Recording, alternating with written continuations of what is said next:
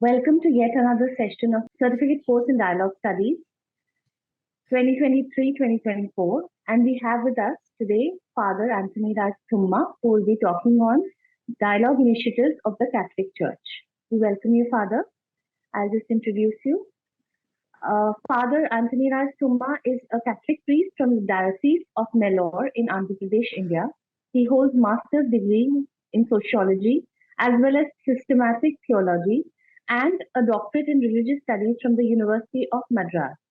Presently, he is a guest professor in contextual theology and regional director of the commission for Ecumenism and Interreligious Dialogue. In the past, he has worked as professor of systematic theology and Missiology at St. John's Regional Seminary, Hyderabad.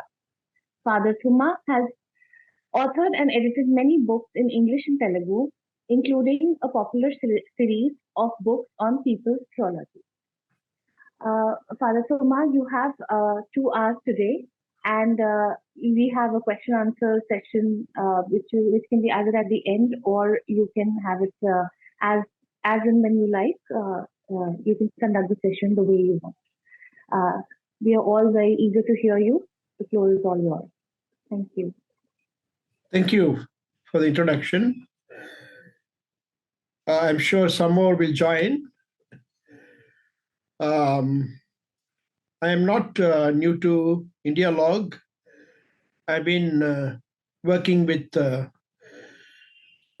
this organization for many years now, even when I was in Hyderabad.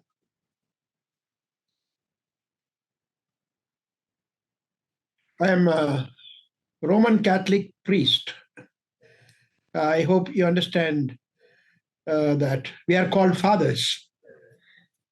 Now, why we call it Roman Catholic? Because the headquarters of this particular church is in Rome, in a place called Vatican. Vatican is a small place in Rome, and that is where the Pope, the head of the Catholic Church, resides. And there are other churches which are not part of Roman Catholic Church, but they are also working in collaboration with the Roman Catholic Church. Now I would like to talk to you not about dialogue in general, but the efforts of the Catholic Church in promoting interreligious dialogue. This has happened not so long ago. Only from 1960s, this has taken wings. In 1964, we had a big council meeting of the bishops and cardinals in Rome. It is called Second Vatican Council. It was this council which opened up the church to have dialogue with the world, with cultures and religions. In 1964, then Pope Paul VI set up a secretariat for non-Christians to have dialogue and promote understanding with the people of other religious traditions. 1964 again, he issued a document on dialogue, the importance of it and the need of it. Again in 1964, he came to India. He's one of the first popes to fly out of Rome. Previously, for about 200 years, popes were not going out. He came to India and he met many religious leaders in India. He was welcomed by Pandit Jawaharlal Nehru, and he had many meetings with religious, cultural, and political leaders. In 1965, the Second Vatican Council, as I mentioned to you, came out with a declaration regarding Catholic Church's relationship with other religious traditions.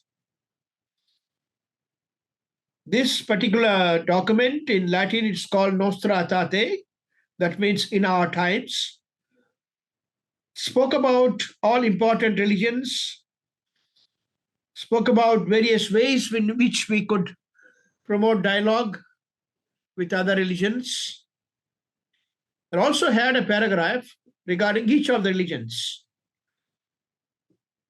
highlighting the importance and the specialities of each of these religious traditions, and stressing the important values that they promote, and we can also promote along with them. It's from that time we have had many popes going out of Rome to other countries. After Pope Paul VI, we had Pope John Paul II, and then we had Pope Benedict XVI, and now we have Pope Francis. So all of them, wherever they go, whichever country they visited, they also have a dialogue meeting with people of other religions. John Paul II visited India twice, in 1986 as well as 1991, and he had also meetings with the leaders of all religious traditions. The present Pope, Pope Francis, is called. He was elected about 10 years ago. He took the name of Francis because he liked Saint Francis of Assisi. Saint Francis of Assisi was a saint who tried to bring about peace between the Christians who were crusading with the Muslims in the Holy Land, Palestine and Israel, where now the war is going on. Luckily, we hear a good news that a truce has been declared, and there will be truce for 4 days, and some hostages and prisoners on both sides of Palestine and Israel will be released. So in 1219, Saint Francis of Assisi visited the king who was there, Al-Kamal, and he tried to speak to him about the need of bringing about peace and stopping the crusades and the conflicts between Christians and Muslims. Of course, he did not succeed, but he was welcomed by the king and appreciated for his efforts. So when the present Pope was elected, he also took the name. Normally they change their names and take new names when they become popes. And he assumed the name of Francis, who is also a lover of nature and a lover of poor, and he lived as very poor saint. From 2013, Pope Francis made it a special priority for him to promote interreligious dialogue. One of the first things that he visited was again Palestine and Israel, and he went to the mosques there. He went to the synagogue wall there and he prayed. In 2014, he also visited Turkey and Istanbul. He prayed in the Blue Mosque. I had also been there, sponsored by India Log, and I also prayed in that mosque just long ago. And Pope Francis, wherever he goes, even now, he has visited many Muslim countries, so-called Muslim countries, because there are majority of persons practicing Muslim faith there. And he had many meetings there, especially in Egypt and United Arab Emirates. He had met the heads of the Muslim traditions.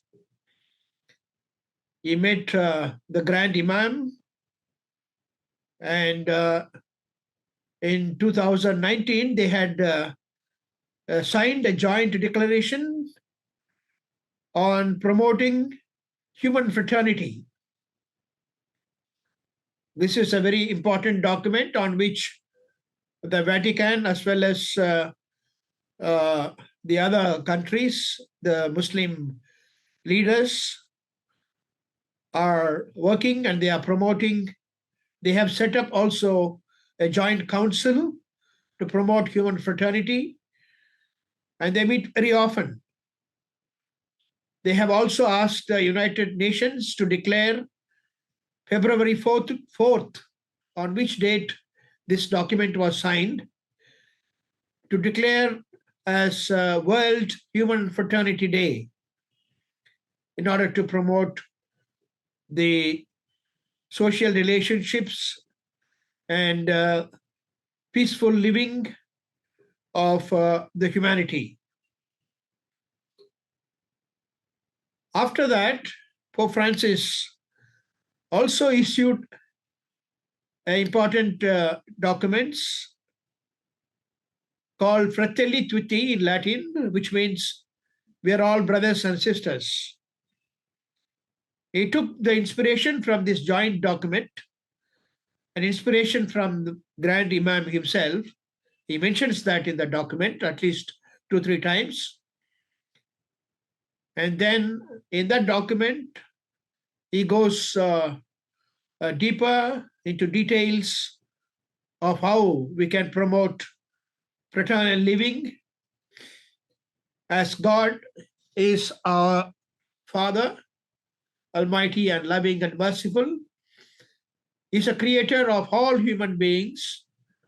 Therefore, all human beings have equal dignity, and all human beings are sisters and brothers. And all of us belong to one God's human family. And this is the stand of the Catholic Church now. And we try to promote the good of the human family, as well as the good of our common home, the Mother Earth. Now, Vatican has been promoting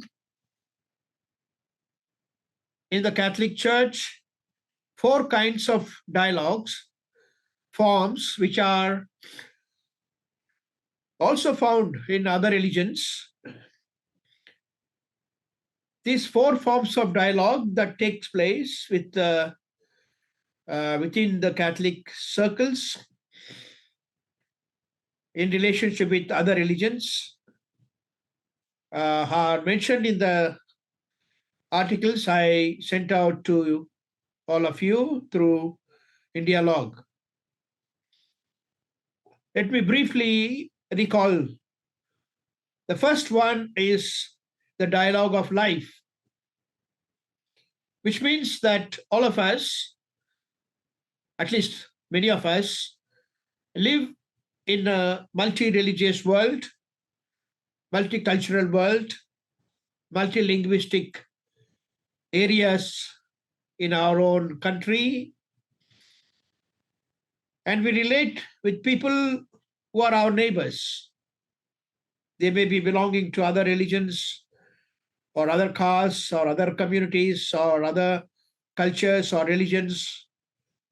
But in our daily living, we do relate to them.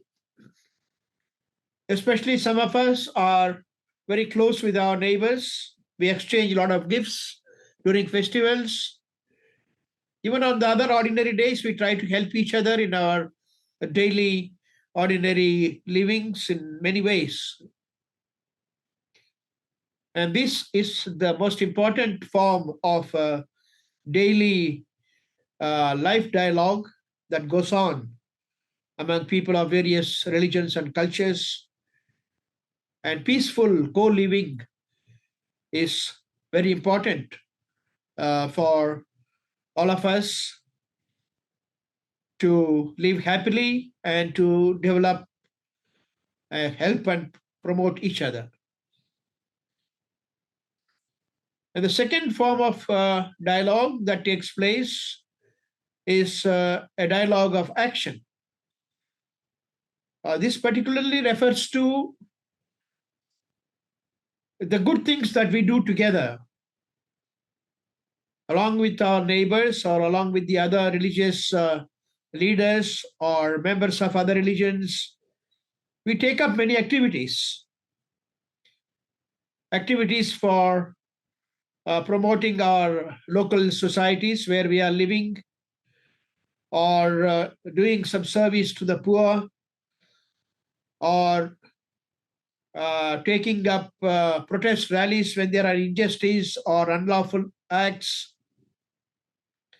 For example, many of us were in the streets against the CAA 2-3 years ago, and I joined in big rallies in Hyderabad protesting against that bill, but it became an act. Luckily, it is kept in abeyance. We do not know when it will again be taken up. And there are also many other good things that we do together, especially in serving the poor, those who are sick, those who are hungry, or during the times of disasters, we take up relief work. Of course, each of us on our own we do, but at the same time, or sometimes we do it together with each other, or joining with each other, or collaborating, cooperating with each other. And this is very much needed, especially in our country where there are a lot of poor people and there are many natural disasters and other disasters. We need to come together to support those who are in need, those who are victims, and those who are affected, those who are sick, and those who are diseased and hungry. It's important that we do a lot of charitable works together. The third form of dialogue is theological debates or discussions or symposiums or conclaves or seminars. These are mainly meant to learn about each other's traditions more and more. One of the reasons for lacking interreligious dialogue is lack of knowledge, lack of understanding of each other's traditions, each other's scriptures, values, and practices. And therefore, theologians and religious scholars, they sit together sometimes and take a common topic of religions, say the topic of prayer or the topic of worship or the topic of values, the common values like justice, peace, equality, and love, service. These are the common values that we find in all the religions, and we have many times, even recently, a month ago, we had an online meeting with all the religious leaders regarding the common values. It was arranged from Hyderabad by the COA Network Interfaith Forum, of which I am also a member. Of course, now I don't live in Hyderabad, and now I am in Delhi. I've shifted last month here. I am working as the head of the Secretariat for Interreligious Dialogue in the Catholic Bishops' Conference of India. So this kind of intellectual dialogue takes place especially in the seminaries or in theological faculties or in the universities. Some of the universities have also departments for various religions and also for promoting interreligious dialogue, or they have also departments for peace studies where this kind of interreligious dialogue meetings take place. And then we have, last but not the least, the religious experience. These four dialogues are not enumerated on the basis of priorities. They are also not exclusive. These forms are also, in practice, in reality, they are also mixed. The dialogue of religious experience is sharing in the worship or the religious practices of each other as much as possible, because sometimes we do not know the significance or we do not have real understanding of practice of other religions, but we try to learn, or at least we try to respect them and join them, like praying together sometimes. That happens often. Praying together, coming together to pray for a particular cause happens very often. Even during wars, or even now during the Ukraine-Russia war, or during Palestine-Israel conflict, we have been praying together. Sometimes in the streets with candles, sometimes in the worship places, we come together to pray for peace. In 1986, then Pope John Paul II called for one of the first international prayer meetings. That was in Assisi again, where Saint Francis of Assisi lived and died. And again, a similar international interreligious meeting was called for in 2002. After the 9/11 disaster, there was again religious leaders coming together to pray. This is repeated every year internationally in one country or the other. And also in our country, this happens very, very often in many towns and many districts. So these are important methods of interreligious dialogue.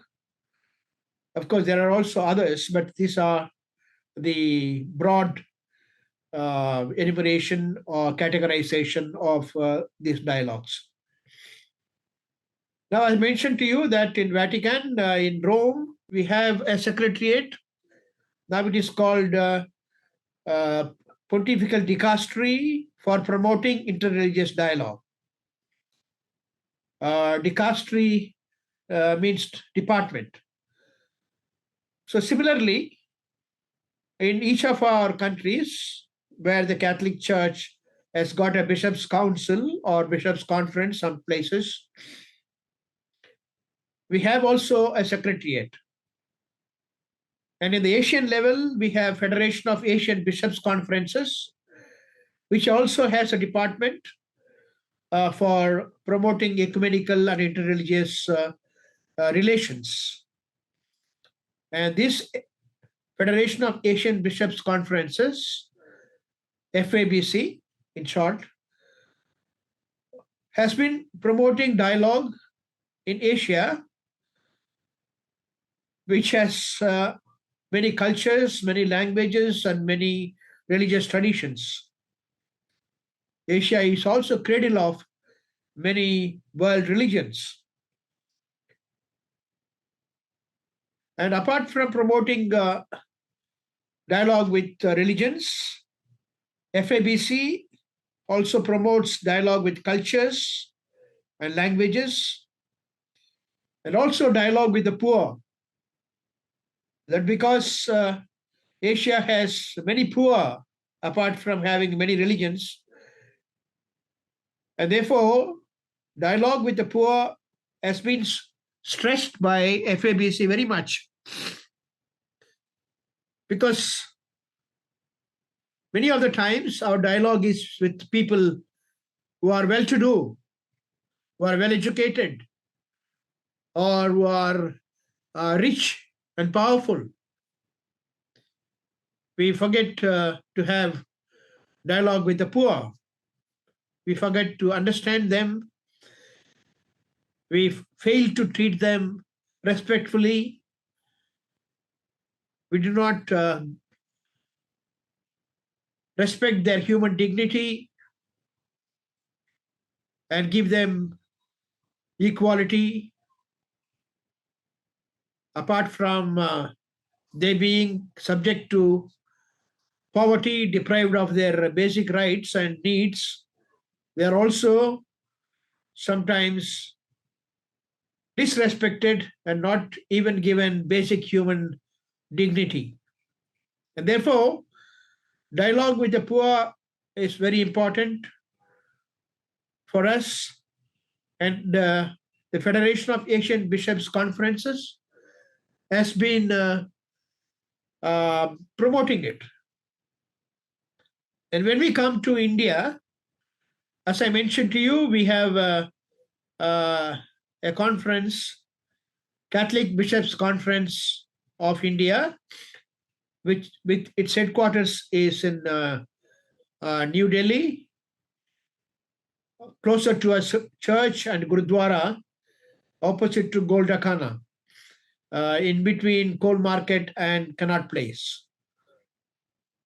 And here we have various commissions for doing promoting our various activities, including education, health, and other activities. And one of the secretariat office is for promoting interreligious dialogue. This was set up in 1966. A full-time director was appointed in 1973, and many activities have taken place in this area of promoting interreligious dialogue. 10 years ago, its office was shifted to Mumbai. Then again, this year, we have brought back the office to Delhi. And end of last year, I was appointed to work as secretary for this office for interreligious dialogue. I've been doing this more than 20 years now. I have been doing the same service, involved in the same ministry in Andhra Pradesh and Telangana. Of course, at that time, it was one state. I was based in Hyderabad and doing this work. And now, 2 years ago, this particular Catholic Bishops Conference of India had a meeting in 2020 in Bangalore, St. John's Medical College, and discussed about dialogue necessary for promoting truth and charity. It's a path to truth, and a way to charity. I have also sent that document to you, which speaks very much about interreligious dialogue, as well as the need of dialogue in other areas. The dialogue of culture, the dialogue with the poor, the dialogue of peace, and also dialogue regarding the unborn, because life is God's gift, and we should promote life even from before the birth. And then it also speaks about dialogue with nature, the environment. As you know, because of climate change and environmental destruction, uh, the earth has been very much spoiled and very much polluted and degraded. And this is the first gift that God has given to all of us, and it is His gift, and it belongs to Him. And we are all only trustees. We are asked to look after, both in the Islamic and in the other Abrahamic family religions, in Judaism as well as Christianity. We have this story of Abraham and Eve, where we are taught that God is the creator of all creation. And He has asked the human beings, both women and men, to take care of it and to develop it and to multiply it. And instead of doing that, we have been degrading, exploiting it, and abusing it in many ways. And we are also suffering the consequences of it by the frequent natural disasters. And therefore, we are reminded to have a dialogue with the nature also. But how can we have dialogue with nature? Can we talk to nature? Here, dialogue means having proper relationship with the nature. Dialogue, as you all know, you must have heard in the other sessions of the certificate course. Dialogue is a mutual understanding, mutual listening, and talking to each other and understanding each other. That's the meaning of basic understanding of dialogue. But in a broader sense, dialogue also means having proper, loving relationships. When we are with dialogue with someone, including dialogue with God in our prayer, we establish relationship with God or relationship with others. We understand each other better and promote love and friendship. Ultimately, dialogue should lead us into a proper, loving relationship, rightful relationship with each other, righteous relationship. As I mentioned to you, righteous relationship means also is respecting the rights and dignity of the others. It's not only doing condescending or showing sympathy, but also empathy, where we have mutual respect and mutual love, and where we place ourselves in each other's shoes and try to understand each other. And therefore, dialogue with the nature, treating the Mother Earth properly, and promoting and developing by recycling or reusing or by proper use of the things is important. The present Pope Francis very much stresses on this, and next month he's going to attend the meeting on climate change in Dubai to remind the world leaders about treating the Mother Earth properly and trying to reverse the production of heat and use of fossil um, minerals and things like that. So this is the way that many forms of dialogues are being promoted with religions, with cultures, and with the poor as well as with the nature. So I think I have spoken much, isn't it? So now it's time for you. You can ask me whatever you want, either from what you heard now or from what you have read in the papers I circulated. You're all welcome. Thank you so much, Father Thumma, and we are very happy to also hear about your association within Dialogue and all the things you've done together. It's wonderful. Um, uh, the floor is open for anybody to ask questions. There's just one question that I'll like to lead with before anybody else goes in. Um, how would you rate, or how influential is it when let's say somebody on the top like the Pope does these dialogue initiatives. So how many people do you think just by looking at that the initiatives that he's taking start emulating it? Like can you put like a percentage of this, like like is that influential enough, or are there other things that are more important? Yeah, there's a lot of influence. The the example of Pope Francis is very much emulated by many bishops and many of us in the Catholic Church as well as in the other churches.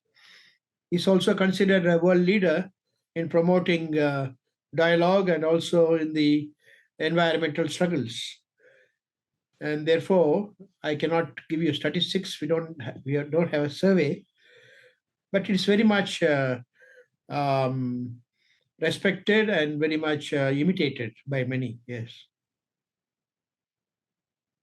Thank you, thank you for validating. I thought so as well, but I just wanted like more for And confirmation. Yeah. Yes. So everybody else, because we do know that in India, I think it works all the ways. We do know, like for example, in India, adoption became more prevalent when let's say Sushmita Sen, like a celebrity people admired, like she adopted, so it became like an example. Oh, so she does it, everybody can do it. So I think leadership, the religious leaders, the way they conduct themselves and with the values that they exhibit in life does make a whole lot of difference to people. People do try and emulate that. So, okay, the floor is open for questions.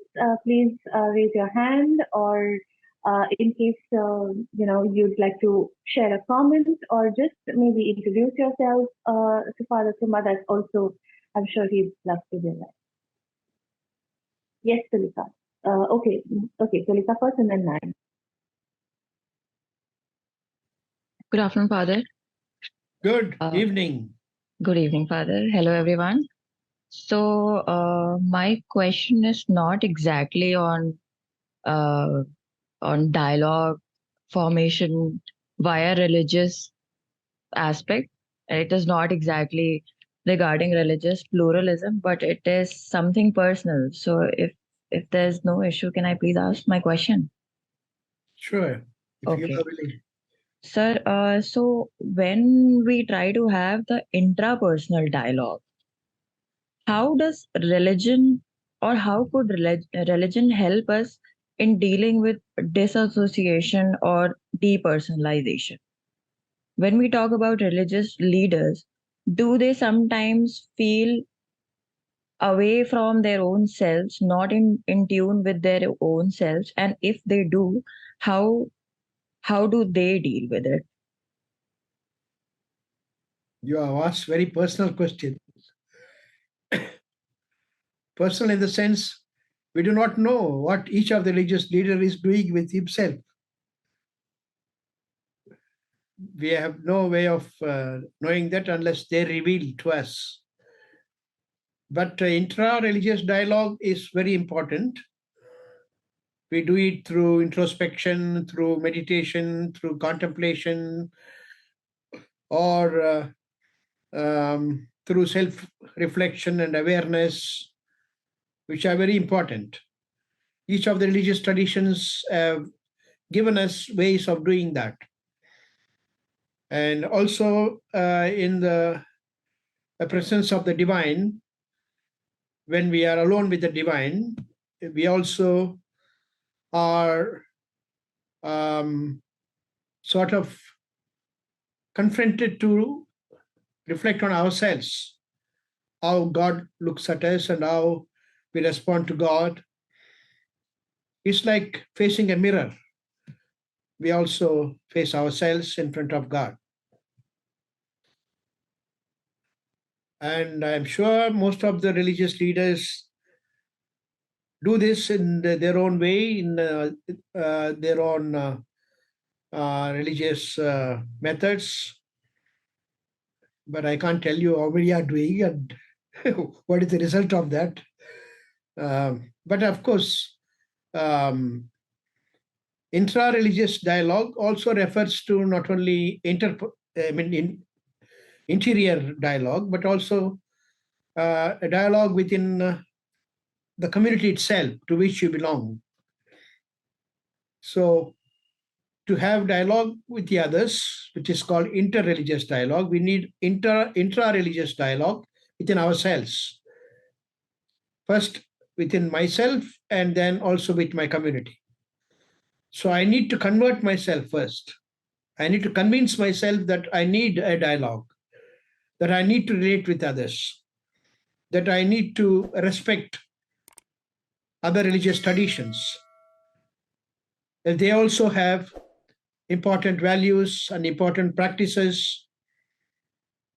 All of us must accept that all the religious traditions, cultures, and languages, the diversity that God has given is like a big gift from Him. It's like a big garden with diversity of variety of flowers and plants. And therefore, whatever God has given through various prophets, it's a heritage of the whole world. It's a human heritage. So no one can claim that it is given to only to their religious tradition. Of course, many of the religious leaders, especially in the case of Jesus Christ, they did not come to found a religion. They came to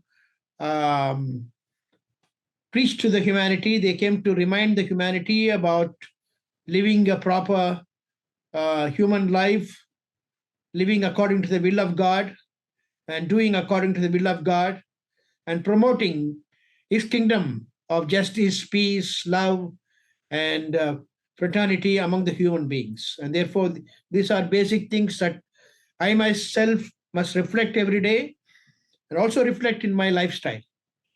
Similarly, also, we need to talk to our communities to have this understanding of dialogue and promote interreligious relationships and social relationship within the human family. I don't know if I have answered your question, but that is a very difficult question. Sir, but how do you clarify? Yeah. Yes, sir. I almost got the answer. Thank you so much. Yeah. Go ahead. Sir, how do you deal with the disassociation? Disassociation It might, with whom? yeah, with yourself. I mean, you seem to be asking a very psychological question. What do you mean by disassociation? I mean, when you're not in tune with yourself, basically. Yeah, then. But that is not that. I think that is an off-track question. So I don't think just. I sit quietly and try to calm down and try to have awareness of myself and what's going on. And I try to pray quietly, not through reciting various things, but praying with God one-to-one in our own language. Yeah. Thank you so much, Father. Thank you. Nine, you can go next. Hello, sir. Thank you for your program and your time. I'm really concerned that how was the feedback or how was you received of the religious, how was the feedbacks of the religious, especially Muslim preachers? And since 1964, what was the impact, outcomes of these interreligious dialogues? As I mentioned to you, first of all, we are happy having you from Afghanistan. Naim, it's good. Thank you, sir. That you join us. 1964, as I mentioned to you, is the sort of opening of the doors and windows to allow the fresh air to come inside the church, and also allowing ourselves to go out to meet people, to meet the people of other religions. And also claiming that or affirming that the presence of God and His Spirit is present all over the world, in all the religions, in all the cultures and traditions, not only in the Catholic Church. Earlier, we used to claim that God is only in the Catholic Church or in other churches, but the other religions and other traditions, they do not give us salvation. They do not give us God experience and things like that. So there was entirely a new awakening, new understanding, and sort of a conversion of ourselves towards others, towards the other religions, especially in not only in respecting them, not only in preserving their traditions, but promoting the good traditions that are found in other religions. So these three things are very important, and they are mentioned in the document that came out in 1965 after the 1964 council that took place in Rome of the bishops of all the world. All the world bishops came together, and they had a council for almost 3 years, 1963 to 65. And in 65, end of the council, in the document, as I mentioned to you, the Nostra Aetate, they had a paragraph listing the important values and practices of each of the religions, major world religions, and affirming their values and telling the Catholics, the members of the church, and others as well, not only to acknowledge, first of all, to acknowledge that other religions are valuable, other religions are God's gifts to us, and accept them, but then respecting them, acknowledging them, and respecting them is also very important. Not only respecting them, helping them and cooperating with them to promote and preserve and promote their traditions is also very important. And therefore, now we have become partners in the building up of human community, partners in promoting the human family, in promoting love and friendship and service to each other. And that is important. I hope I answered your questions. Thank you. Yes, sir. We really saw this impact of dialogues between religions. Some of my friends, when they evacuated from Afghanistan to the European countries, they said that when we refer to the church to pray there, they opened their doors and welcome us to pray there, and they didn't even prevented us to pray there. And they really saw that there is something, some changes between them. They really understand each other. They let them to pray there, and even they invited them to the other programs, and to be there, to present in their programs in church and welcome them. And we were really happy of this. Yeah, actually, even from India, some of our fathers worked there in Afghanistan. We had Catholic relief service there, and many of them tried to help in the relief work in Afghanistan. Even from India, there were some fathers whom I know personally. Mhm. Good, good. Thank you, sir. Thank you. Thank you, Naim. Does anybody have any more questions, or we can just, just introduce yourself, maybe? Yeah. Poona? Hello, Father. Good Okay, evening. It's sorry. Hello. I'm so sorry. I'm Go so ahead. sorry. I'm Go so ahead, go sorry. ahead, go ahead. No problem. No problem. Yeah. It was really wonderful to listen to you, and wow. And I am actually going through a lot of interfaith activities right now, currently. So yeah, I can relate to so many things very well.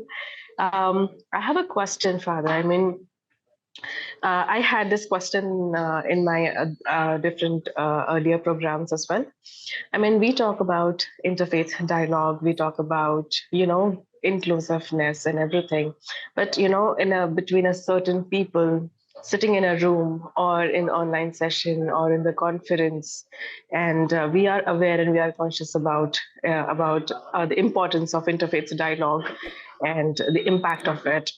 But I found out that many people are not aware. I mean, the masses, they are not aware how to reach out to them, because of course we will be doing our part, but on a higher level, how can the masses can be educated for the importance of all this, and so that they can also practice interfaith practices among themselves. Very glad to know that you are involved in interreligious dialogue programs. Yeah. Yeah, the masses need to do this. I feel that they are already involved in interreligious dialogue, many of them. Naturally, the human beings, they try to relate with each other, and in their daily life, I don't think they are against each other. They are always in the Yeah. mode of helping each other. So that is there in nature.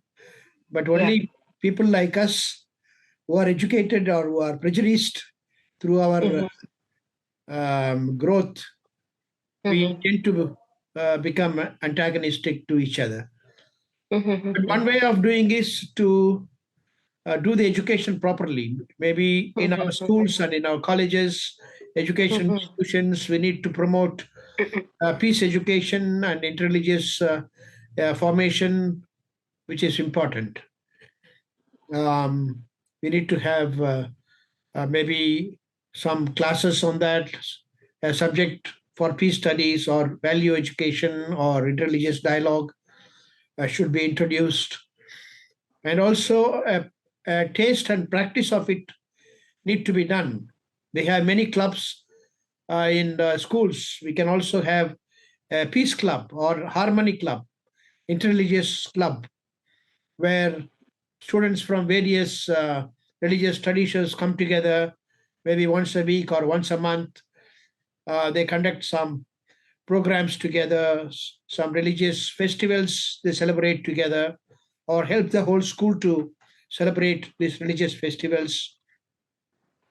During the festivals of other religions, we can also speak about significance of that festival as well as the tradition of that particular religion also. So in this way, uh, as young children, they should be formed in proper way. Also in our constitutional values, because in our constitution, uh, we have a section on the duties of the citizens. And one of the duties is to promote religious harmony and peace, and also protecting environment is there. And therefore, we also need to teach the duties of our citizens as given in the Constitution. So that will be one of the ways. The other way is to use the media. Apart from peace education, we can use the media to broadcast the interreligious programs that are going on, and also to speak about the need of interreligious dialogue, especially in the areas where there are more conflicts. In some areas, the district magistrates, collectors, they try to form a peace forum with leaders of various religions, but it is not well known. And therefore, it is important, especially in some areas, religion is being exploited. The conflicts come because of exploitation of religion, not because of religion itself or the scriptures or values, but mostly because those who are trying to make use of the religion through their own, for their own end, for their own Western interests, either it is political or economic or social growth, or even for land grabbing in some places, and for other criminal activities, religion is made use of. Especially now, during the election time, some religious leaders make use of religion to promote their own popularity. They try to abuse others or try to put down others or insult them. This is being done. Right. Yeah. Yeah. Yeah. Thank you so much. And one more wonderful sentence I heard about yesterday. Like, people don't fight for religion; they fight for property. They fight Yeah. for resources. Yeah. So yeah, we need to be aware of that as Yeah, well. Like, that's right. what exactly we are following, not following blindly, and we must introspect first. Right, Yeah. right. Thank you so much. Thank you. That's what we are seeing also in Ukraine and Russia and Palestine and Israel. Yeah. It is again land occupation, land grabbing, Yes. things like that. Yes. Yes. Yes. Thank you so much, Father. Thank Thank you. you, Sonal. Thank you, Sonal. Poonam, sorry, you can go ahead.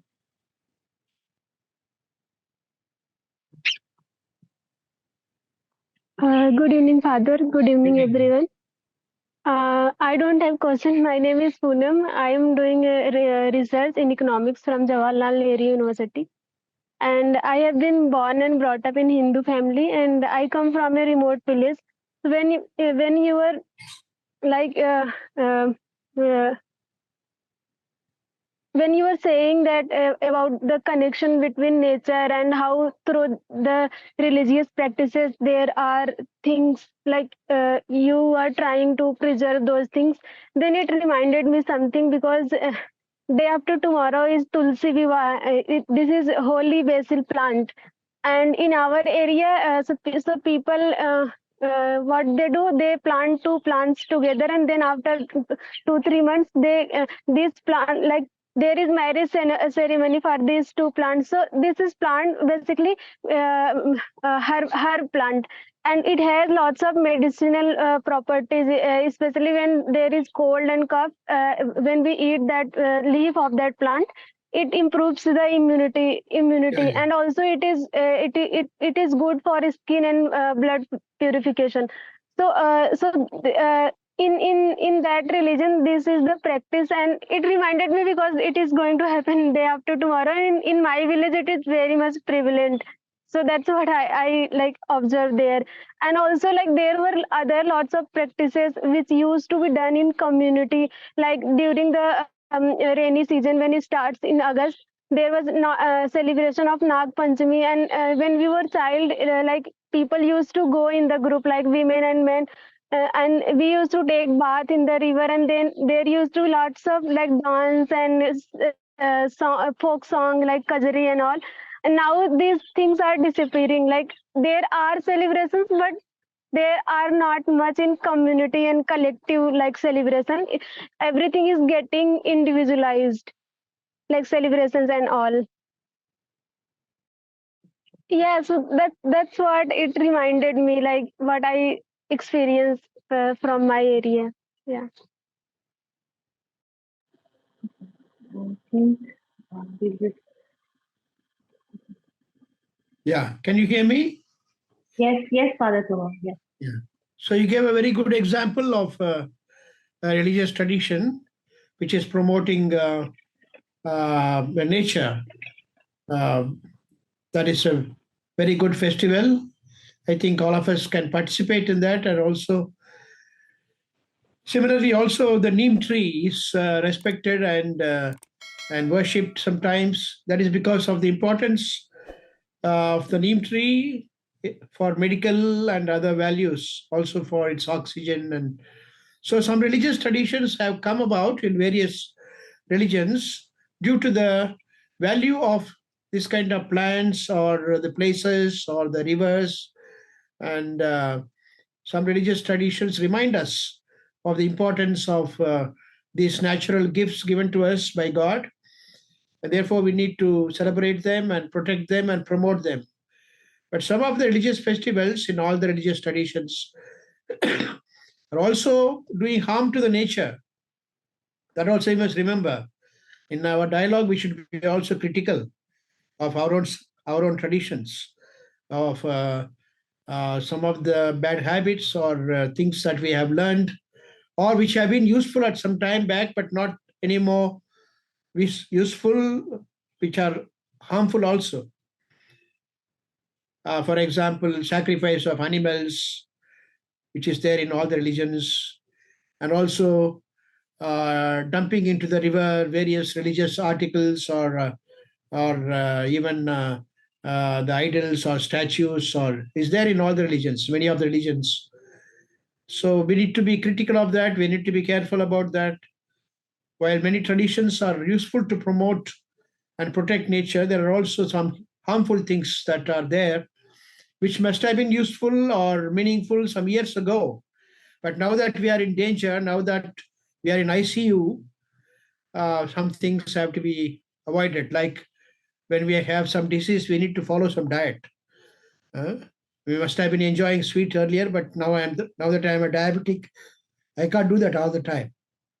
So there are some things when we are in disaster or when we are in a critical conditions, we need to avoid.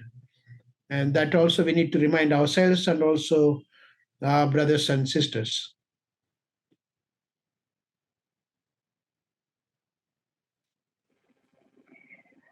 Okay, nice. Thank you, Father Thumma, for that. It's wonderful that you are bringing up the elephant in the room. A lot of us do not acknowledge the problems or things which, like you said, have become obsolete with time, and we need to find newer ways to profess the same values of the religion without harming the environment or other things. Okay, Nayan, please go ahead. Yeah. Yes, sir, it's me again. I really want to hear from you as a Catholic priest. How do you see the practices of Mr. Fatullah Gulen as a Muslim preacher, that their activities or practices in interreligious dialogues? Yeah, I have been reading a lot of books about, or even by Fatullah Gulen, and I have also experienced his work in various groups that have been started by him or inspired by him, including India Dialogue, and also other groups. When I went to Istanbul for 2 weeks, we were there, we visited many places or many groups, many schools inspired by this Ismat movement. And therefore, I admire him and I take him as one of the models for dialogue, for interreligious dialogue. And he has also met the Pope, and he is very much in agreement with the Catholic. He is very much in line with the Catholic understanding of interreligious dialogue and the ways and the methods and the principles and values of Catholic teaching on interreligious dialogue. And even recently, when our friend Patmi met me, he gave me a book, latest book on Fatullah Gulen. I have many of his books and books on him. Even in Hyderabad, when I was there, we worked closely with Dialogue. We also had a certificate course like this a few years ago, maybe 4 or 5 years ago. And we had many students from Nizam College. And I personally went over to their place to give a lecture like this. And we had a lot of interaction. Naim, are you satisfied? Yes, yes. Thank you, sir. It was really good to Thank you. hear from you, sir. Thank you. Thank you. Thank you. Saida, you can go next, and then Dipra. Good evening, everybody. Good evening, Father. It was a really nice session. I don't have a question, but then I really like the way you spoke about how religion in itself does not basically promote animosity between other religions, but it is why, or it is how politicization of religion is the root cause of problem between religions. So I really liked how you explained that, and I really personally believe also this is what the problem is. Once we start disassociating religion and politics, which is very difficult to do in a country like India. But then if we do begin to do it somewhere at a personal level, then I think so it will take us really far. Thank you. Thank you for appreciating me. But at the same time, we cannot completely disassociate religion and politics. Religions must function as conscience of the nation, in the sense that we need to remind the political leaders about service. Originally, in our freedom struggle and in our tradition, the political work is taken as service to the nation, as service to the humanity. But nowadays, it's no more service. It's becoming more a way of making more profits or saving themselves from their criminal activities, or promoting themselves to make more money, or promote their interests. So religions need to be involved in politics in that sense. We need to promote and train service-minded leaders. And we need to remind those who go wrong that they are exploiting people, they are doing harm to people. So religion cannot be completely away from humanity, especially in the realm of economics, in the realm of politics, and in the social realm. So religions need to play a role to promote values in all these realms, and to remind those who are going wrong to come to the right path, and even to warn, and even to sometimes scold the people, to condemn those who are doing wrong and injustice, especially those who are exploiting the poor and grabbing their lands, or paying them not proper wages, or trying to take away their land for their own use. So we need to join social and human rights movements.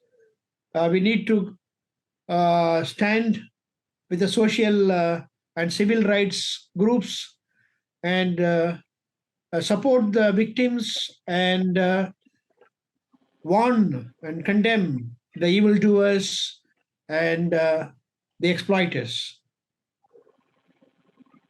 Am I clear, Shaida? Yes, sir. Father, I have another question. Can we, how you connected religion and value systems? But what about a person who's not religious, but they do also have values? So can we not appeal to people's consciousness? And is it that somebody who's not religious, they do not have values, that they are not conscious? We can, to an extent, according to me, put religion at the back seat, because might be like what you were trying to explain, how if we explain people to be service leaders, that can also be done by appealing to their moral consciousness. And I don't think so necessarily somebody who is moral has to be religious. I agree with you. We cannot completely put away religion, but we need to acknowledge that even those who are not practicing religion have their conscience and follow their values, very much so. And that is why we call nowadays not only interreligious dialogue, we also say interfaith dialogue.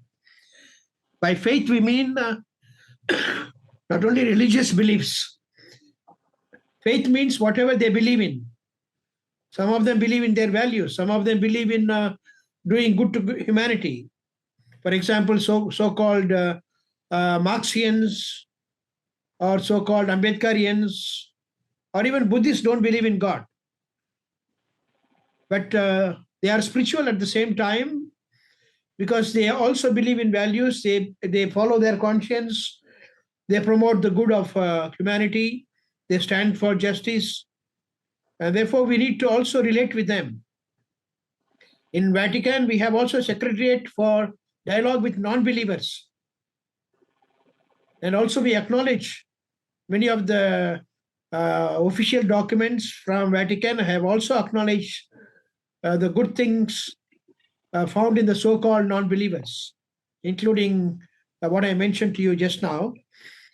And therefore, it's important that we also collaborate and cooperate and work with them. I have been involved in many movements. I was a member of National Alliance of People's Movements, in which Mehta Patkar was our leader. Even now she is working. And there are many groups there which do not believe in any religion, or there are also individuals who do not believe in any religion or they do not believe in God. But still they believe in human well-being. They believe in their conscience and following the values of humanity, the constitutional values. Therefore, we should collaborate on that basis. Maybe we should promote our constitution, which has got basic human values and human rights, which can bring even those who believe in religions and those who are of other faiths or other ideologies can come together, can work together. That could be a common document, a platform that can be promoted in all our religious places and in our schools also, including our churches and madrasas and even in our religious teachings. I think we should promote that.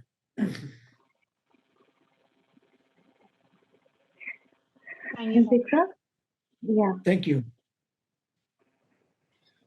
Good evening, everyone. Am I audible? Am I Yes, clear? yes. Yes. Yeah, Can you? yeah. Thank you. Thank you. Good evening, everyone. Father, I don't have any particular question about this lecture, but I would like to comment on your lecture. To be honest, I don't know the importance of dialogue in Christianity. I never read about that. It was so nice to know the history of the dialogue in Christianity as you described in the first half of your lecture. It was really very nice. And definitely, I will start reading the history of dialogue in Christianity. And the another part of your lecture was it was like dialogue with poor. I like that session as you relate dialoguing with justice. You relate something like dialoguing with poors as you relate with justice. It's like you mentioned in your article and in a session also that not only charity but justice also should be given to the poors, as you mentioned in your article which I read. You urge the authority along with charity and with financially add. You said justice should be given to the poor. As you know, nowadays in this situation, justice not given to the poor. It is going in favor of the richest people of the society. So this was the best part of the lecture, and that's it. Thank you so much. Thank you. Thank you for the Thank you. lecture. Thank you. Thank you. Thank you. I would like to clarify that in our work of charity, there are different kinds of charitable works that we can do. One is like almsgiving. When we see somebody begging, we give some money or some other goods. That's almsgiving. There are also welfare activities we do during the time of disaster or need. When there are some sick people, we give them some gifts. Or during the time of floods or during the time of earthquake, we try to give them some materials like clothing or shelter or food.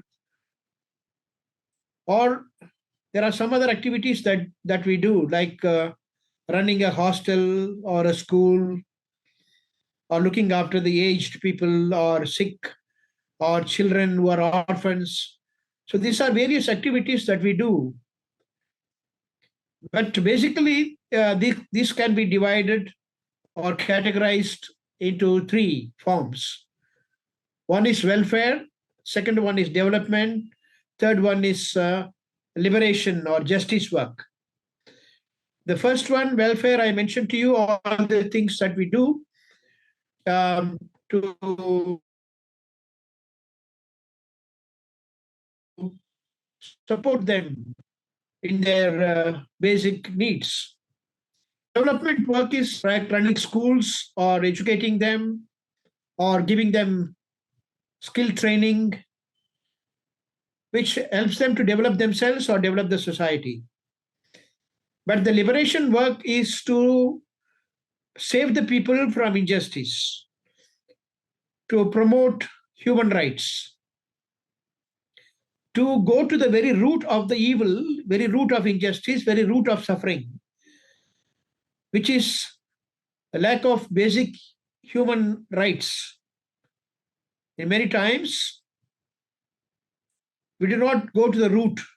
Supposing a tree is dying, we try to pour water or we try to give some fertilizer or pesticide to the plant or to the leaves, but we don't go to the root of it where maybe worms are eating it up.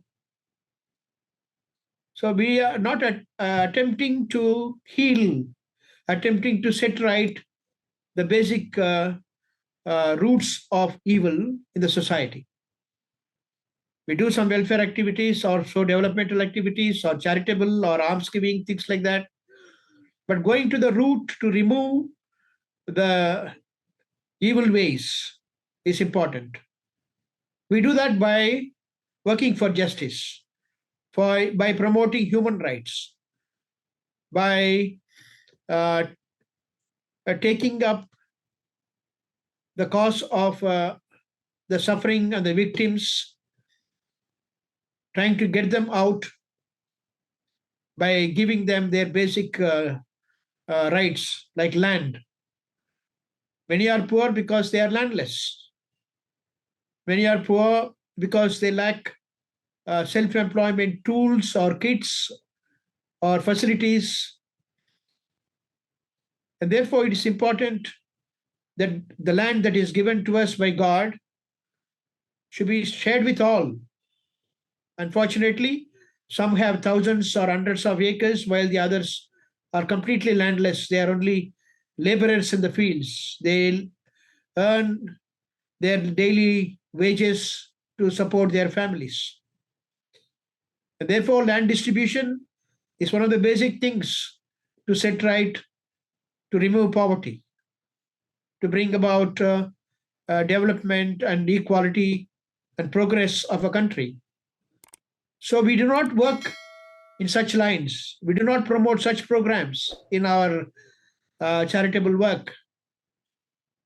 And therefore, in interreligious dialogue, it is important to talk about justice and peace.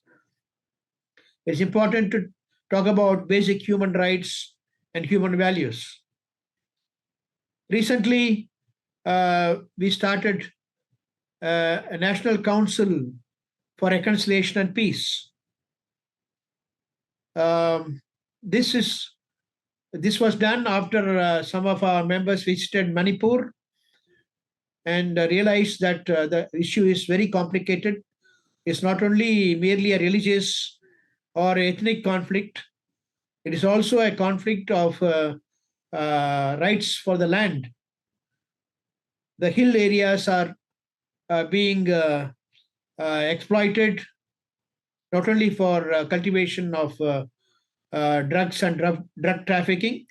Also, there are minerals, and big landlords or even big capitalists and corporate lords in our country are trying to take over those lands for cultivating palm oil plants or for mining. So they are trying to oust people from there. So these are also that are causes of this conflict that's going on there. So sometimes we don't realize them. They are at the background and they are not even reported properly. And we don't go so deeply to analyze the situation to find out the root causes. Someone who is promoting this ethnic conflict or which has also got a communal and religious color in it.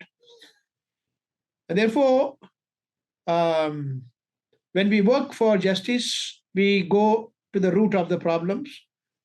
We try to analyze the situation deeply, its root causes, and then try to rectify that, try to bring about reconciliation, try to bring about liberation and equality and dignity to all. I think Zikra is a deep reflection. Yes. Thank you so much, Father Thumma. Sulika has her hand raised.